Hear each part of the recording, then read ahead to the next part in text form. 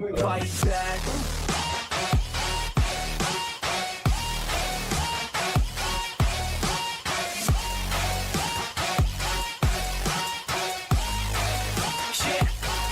Fight back.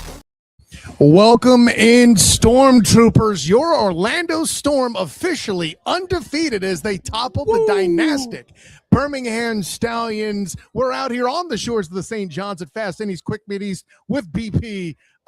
Absolutely exciting to see this happen. 16-0, baby, and that's how we go 4-0. Orlando takes sole possession of first place in the United Football League. Hey, O-Town, you have an undefeated football team going into week 5, and that's something to talk about. My goodness, lockdown defense was the name of the game tonight. Birmingham absolutely rendered useless. Keyshawn Banks with a sack. And what did we say on this week's episode of the show? I have it ready. Run the damn ball. Yeah. Oh, my God. They ran the ball and right down to the finish, too. Let's pull the stats out, shall we? The team now, this is not a single. Now, we're waiting for the single performance to bust out. But Jay-Sean Corbin actually led all rushers with 18 carries, 58 yards. And Jack Plummer, 4 carries, 41 yards, a big 34-yard run that led to a field goal. Trey Stewart, 6 carries, 23. Chris Rowland didn't get too active in the run game. He was actually more on kick returns today. He only has 2 yards. But as a team, are you ready for this, Kyle? Bring it. I can't believe I'm going to say this. 30 carries, 124 yards. Run the damn ball. Run the damn ball. How many times have we got to just drive this point home? And I know you mentioned Keyshawn Corbin, and rightly so, but how about QB1 doing a thing, Jack Plummer on the run here, and I really like him laying the wood here at the end. I know you're a little worried about separation of shoulders and things like that, and I get it, but there's something special when your quarterback's running up the middle and then says, call an ambulance, but not for me, right? As he's attacking the midfield. No. And this is what they needed to see, BP. I know there were people out there who were saying, oh, the Storm are going to have their hands full with the Birmingham Stallions. Well, you know what? Apparently you spent too much time in Barbados or something. This O-line did fine. And what I really think it is, BP, is more of a tribute to how stout the Louisville Kings are up front. Yeah, no, Louisville was definitely a problem for Orlando this week or last week. This week not running into the same size against Birmingham, so they took advantage of it. And again, Corbin running for 58 yards, that's a big deal. So, they had some more opportunities. And I also want to talk about a play that didn't happen. Right. Cam Camper was, on a wide open dime drop that got called back on a procedure penalty, but he made an impact in the game tonight with the absence of, so we had Elijah Dotson not in this game. He's been inactive for a couple weeks, but KJ Hamler was inactive today, and right in his place, Cam Camper jumps in, scores a touchdown for the night. Beautiful catch and throw right here. I mean, Plummer throws the slider right underneath, gets it in the breadbasket, and that's a touchdown and making a quick and immediate impact in the game. I'm telling you, man, this next man up mentality for Orlando is paying dividends. Let's talk about Tavante Beckett coming off out of the injury. He made an impact again in the backfield. Keyshawn Banks always making an impact, got a sack on the night. And it got so bad for the Stallions offense that they had to change quarterbacks. And unfortunately, Orlando's defense was so stifling that he didn't have any more success. So, credit again to the defense for Orlando. They did exactly what I expected them to do. They stepped up with more ball hawkish this week, several pass breakups, a couple of near interceptions. They did it all on defense today, which allowed Plummer to do what he did today and get the touchdowns that they did. And there was a couple of drives you could argue that, yes, maybe they should have scored touchdowns. So, but again, 1% better every week. They got down there and made, scoring opportunities out of, good drives. They didn't come away empty. They forced the opposing offense to punt more than they did, and that's exactly what you want to do to maintain your balance and your dominance. A couple of things to clean up during practice this week. I would give, actually, honestly, you ready, Kyle? I'm going to do it. Yeah. I'm going to give the Orlando Storm this week an A-.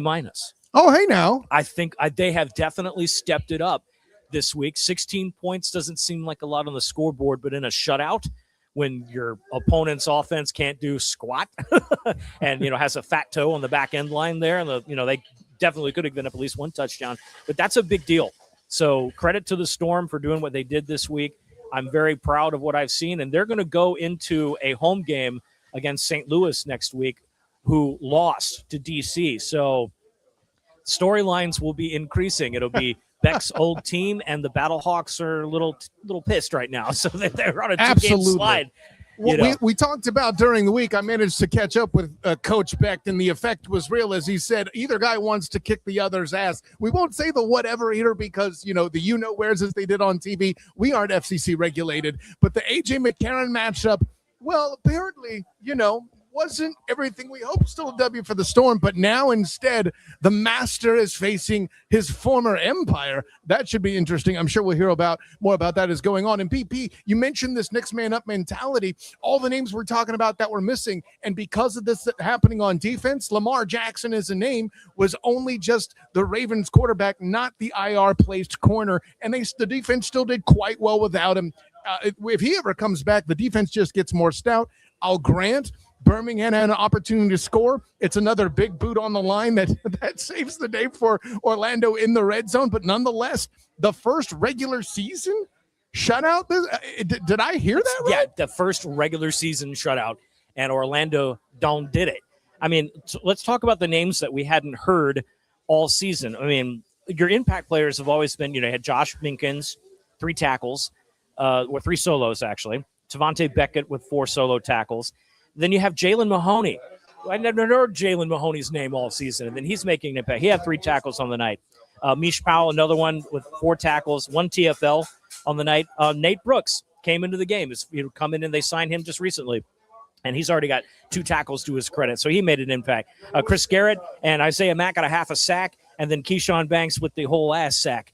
So, and give Keyshawn a lot of credit. Once again, he was in the backfield just absolutely wrecking folks. Divine purpose, was he said? He said during the game? divine purpose on the sidelines. I believe it. He was literally telling everybody to, stay grounded. Get in this moment right now. You're here for a reason, and you need to occupy that space that you're in and play your best football. And they absolutely did that today. Keyshawn Banks is a fantastic interview anyway.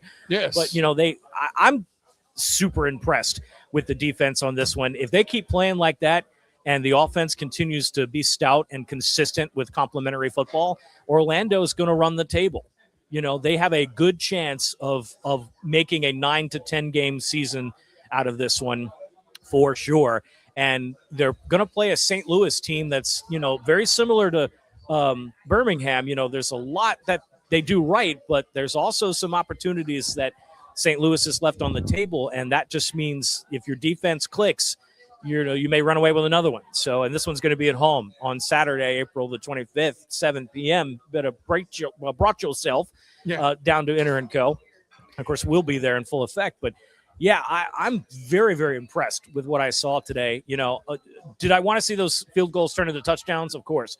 But, you take the points, and as long as you're not giving up any, 16 points is 16 points. That's a dominant win. Listen, Michael Lance continuing to come up big time and time again between the uprights. Special teams on the whole looking better overall, in my opinion, BP. You got Chris rolling, going down the field there, making those returns. Elijah Badger made a catch or 2 to keep things moving. I know we've talked time and time again about run the damn ball. We've got that right. I mean, listen, to ask for more suddenly becomes greedy, unless you're asking for more attendance from the Orlando Storm fans. In Birmingham, 15,000 strong. I'm not even asking for that. I think they can get it for 10 and for a great storyline coming up here. Well, I mean, if we could make a sales pitch here, we're sitting here at a fine local establishment in Jacksonville, Fast Eddie's Quick Meat East, just off of Bay Meadows. And what's funny is that we've been sitting here for the entirety of the game, and conversations have been started about, hey, what's going on? Why are these 2 nerds sitting in the corner with all this? Is it karaoke night? No. Hold on, let me put the Superman look back on. Right, now I'm not a nerd. Now that we can both see properly because we have our eyes checked. Gee, what's going on here? And the conversation about the UFL is happening. while we're up here. So, spreading the love, as it were. So, yeah, Protective Stadium had 15,000 people in it. Now, I'm sure a third of them had already left after the half because they came to see Gucci Mane, but then the other third left because Birmingham wasn't doing anything offensively. But, hey, you get them in the door, you get them in the door. I think the challenge now for Orlando fans is, all right, now what's your excuse, fellas, ladies, gentlemen? You got a nice venue. You've got an undefeated team. You got a team that's playing well and getting better and better every week. They're buying in. And what's your holdup? We got people talking about it in Jacksonville. Come on with it. That's what I'll say about it. But man, I tell you, end the scene. Yeah, and scene. Yes. But again, complimentary football all night long from the Storm. It was worth watching it. I really did like to see the run game, honestly. For as much as we like to harp on it, and I like to, pull graphics out of nowhere, it really actually balanced the game a lot. Well, and BP, I'm forced to ask at this point because I don't know. Speaking of people that don't have a leg to stand on, people finding a way or an excuse to not show up in Orlando, the next piece is the DTR supporters at this point have to understand what Coach Beck was thinking. Jack Plummer showing athleticism, getting, at the end of the half, he was the top rusher. Jay-Sean Corbin doing more things, but certainly the top run game of the season, and that was true by halftime. By halftime, they had more rushing yards than they had in any single game. I don't know what more you could say about dominance. Do I think some of the offensive line play could have been better on particular downs on the left side, particularly? Sure. But at the end of the day, this, again, I repeat, this demonstrates two things. A, Orlando's O-line ain't that bad, and B, the Louisville Kings apparently are very stout up front on defense. Well, if we're going to call anything out right now, somebody get Gonzalez in the weight room or something and tell him to hold a block or two, because there had been some instances on the left side of the line where if Gonzalez holds his doggone block, the play develops and it turns into a first down or something. But there could have been more positive plays, at the left side of the line is holding.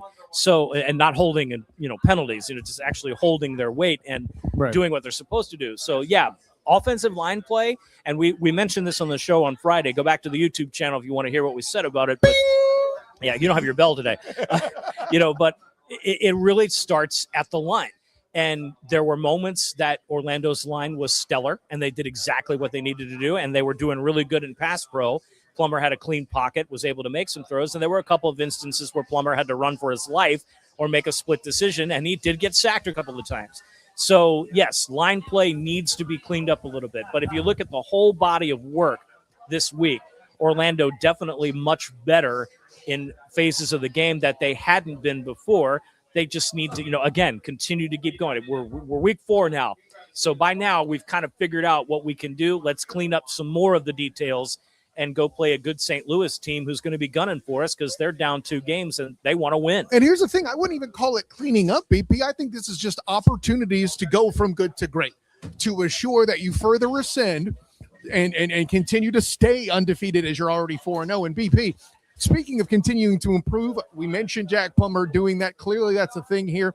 And even what would this team look like with KJ Hamlin back in it? I can't imagine the possibilities from here. And by the way, we even saw a tight end screen open up at some point in this game. With a tight end. Hello. That's a wrinkle we hadn't seen yet. That was new. So they AB's definitely throwing the playbook around and they're testing some ideas and they're working. So, but I don't know. I think if KJ Hamler's in this game, I think we get a similar result. Because again, you have the next guy stepping right into place and playing excellent football. So this is a unit.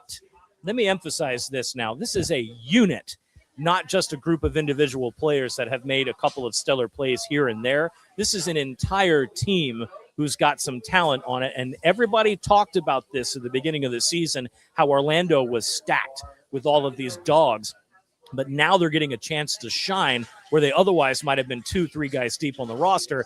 And now we're seeing, oh, crap, Orlando has a squad. So, for all the DTR lovers out there, he's a part of the squad. He's a part of that layer of talent that's there. He's just not the starting quarterback right now. And I know people hate to hear that.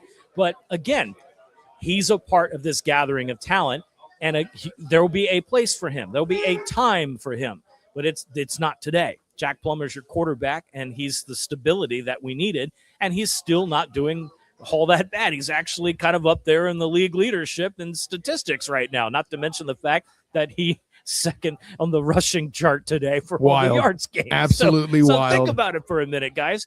I wouldn't be whining and bitching and complaining anymore about DTR not being the quarterback. I would think I'd be very happy with a 4-0 team right now who's playing really well and who just knocked off a perennial powerhouse that's not really playing all that well. Dynastic team, right? Oh, and let's throw him a bone, BP, because I want to make this clear for all the conversation, a discourse, if you will, that you had on the topic at quarterback.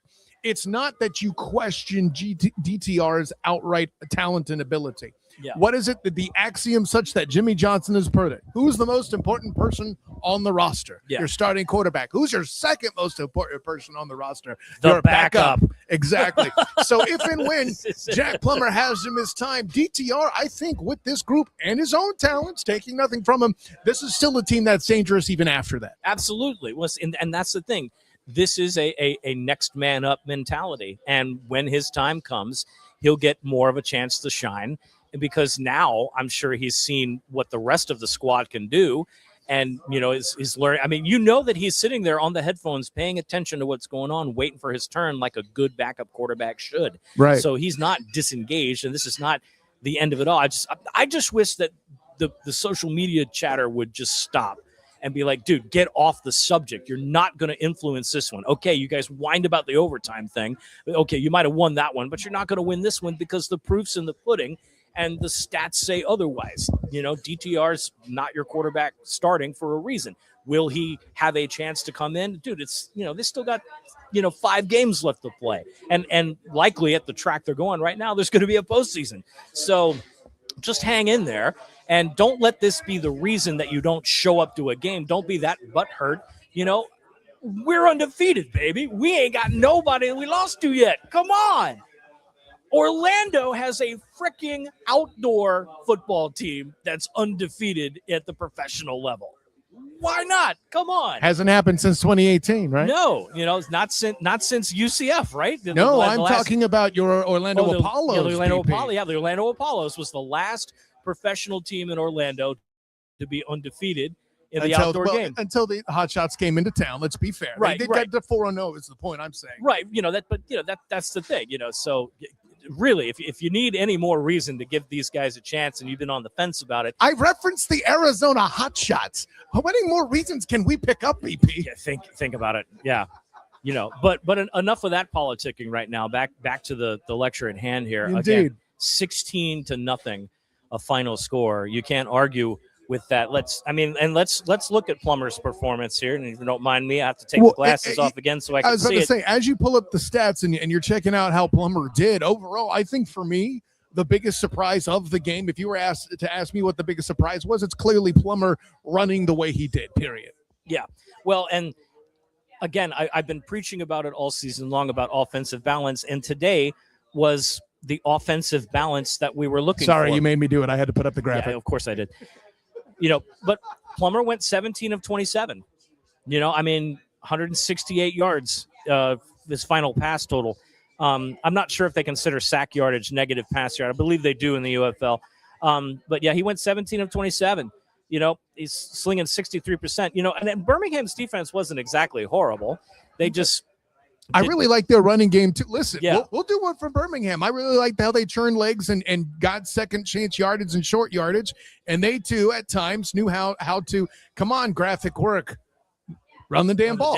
Yeah, no, they exactly. did that too. McFarland's a heck of a runner. I mean, I would give him all the credit in the world for making a couple of second effort plays and turning around and turning first downs that could have been, 4 and outs. Yeah, stops into first downs, correct. Yeah, so absolutely. The run after contact was a big deal. So I think that's something you got to take back to the bank and look at that in film, and then look at that. How do you stop that second effort runner? Make sure if you make initial contact, there's somebody right behind him making secondary and tertiary contact to stop him right there. Because there were 2 plays that we saw where he was definitely dead to rights in the backfield and then turned it into a first down. So, you got to give McFarland credit where credit's due. But then again, the ball hawking across the board was what Orlando needed to do, and they stepped that up.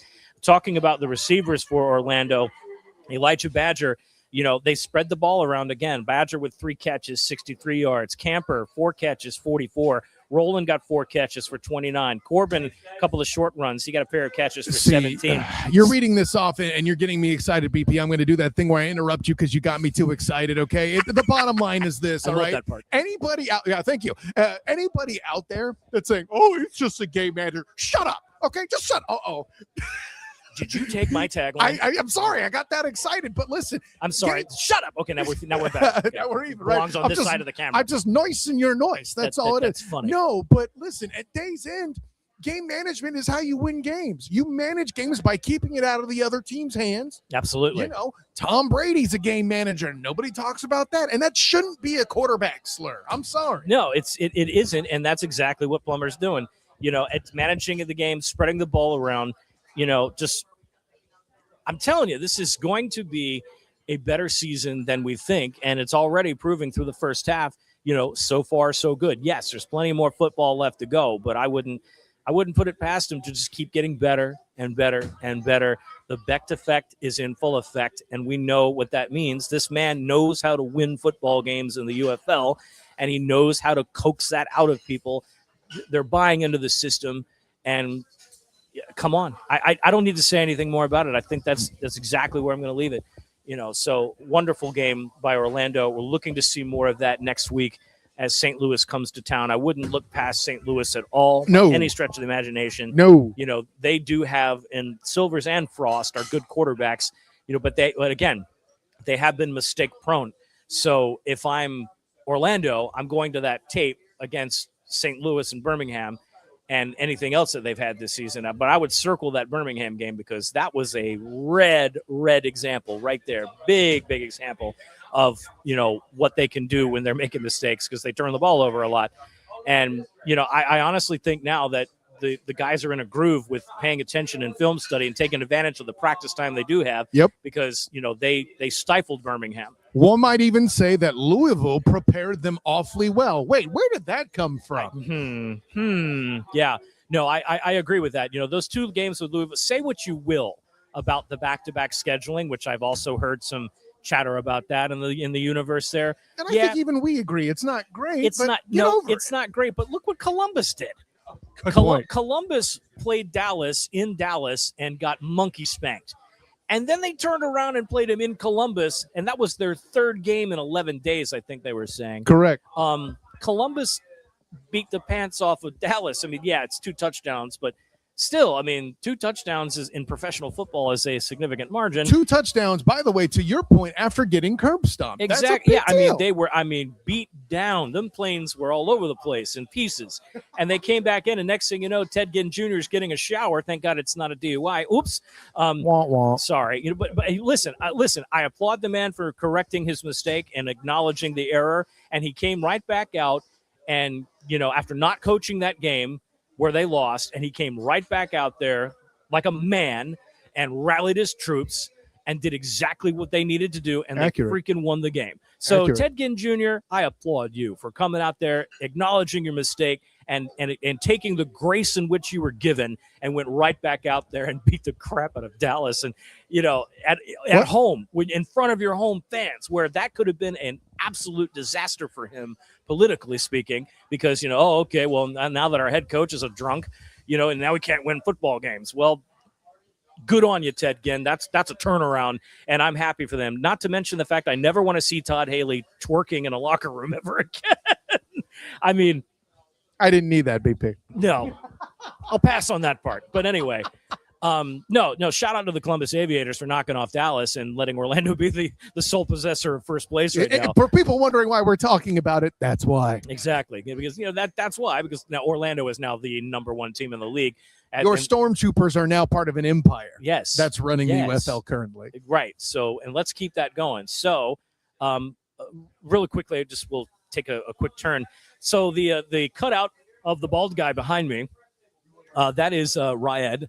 That is the late, great Ryed. He is the co-founder of this establishment that we're in tonight. And we on Mrs. Brother, who does a wonderful job He allowed us to have this little table here, and the hospitality, of course, has been great.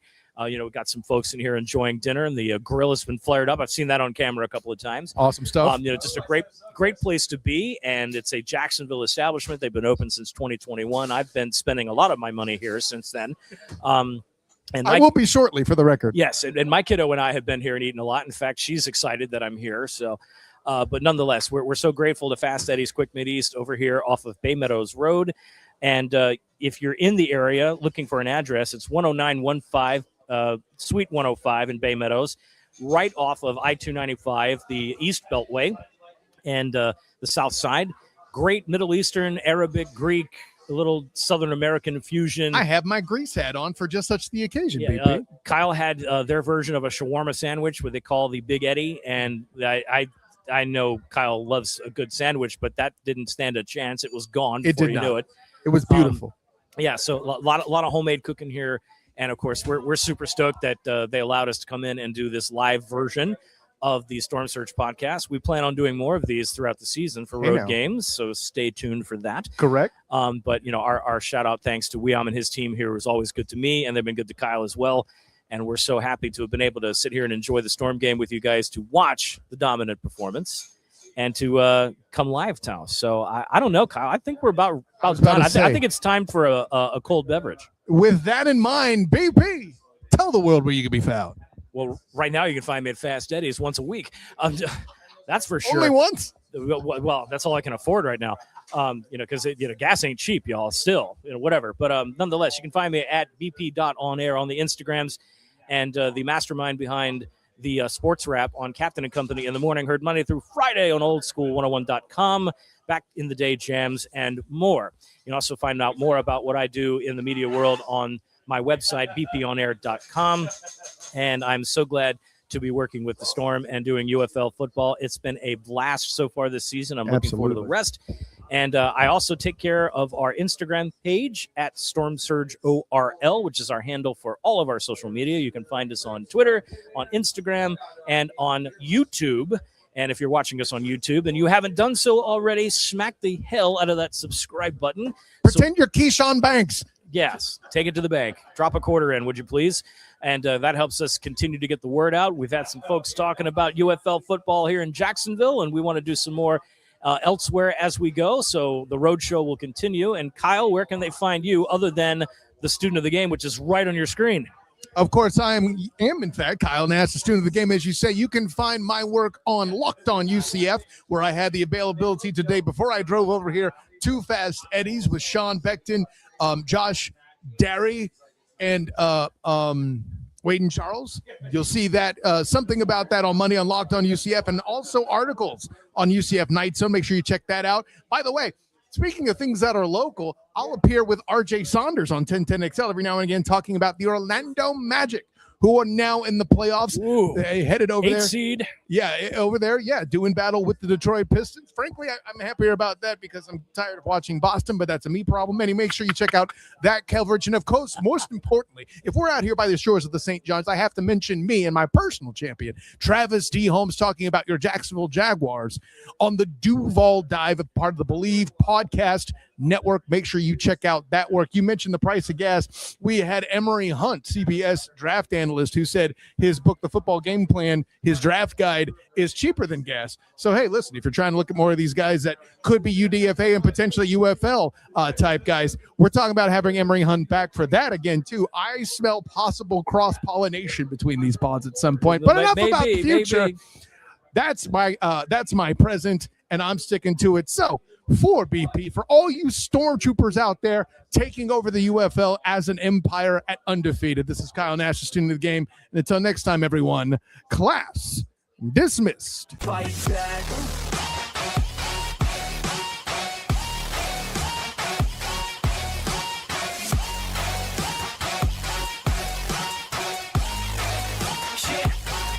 Fight back.